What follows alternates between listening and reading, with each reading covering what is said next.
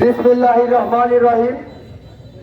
উপস্থিত Suman football academy পক্ষ থেকে আয়োজিত মানববন্ধনে মিরপুর ফুটবল একাডেমি সহ এলরাজ ফুটবল একাডেমি সহ যারাই উপস্থিত হয়েছেন সাবেক বর্তমান ফুটবলাররা, আপনাদের সকলের প্রতি আন্তরিক কৃতজ্ঞতা প্রকাশ করছি।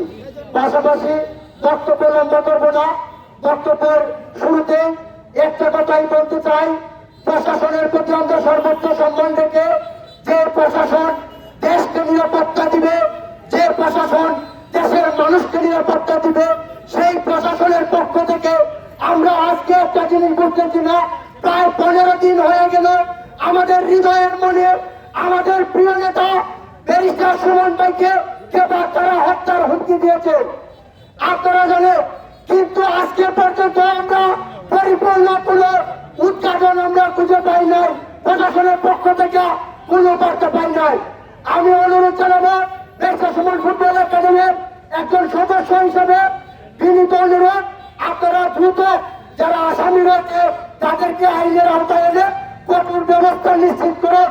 অন্যথায় আমরা আপনাদেরকে দেখিয়েছি বিগত দিনে যেভাবে রাজপথে আন্দোলন করেছি, সংগ্রাম করেছি, হাইওয়ে সড়ক বন্ধ করে দিয়েছি, আগামী দিনে আমরা থেমে থাকবো না বলে দিলাম।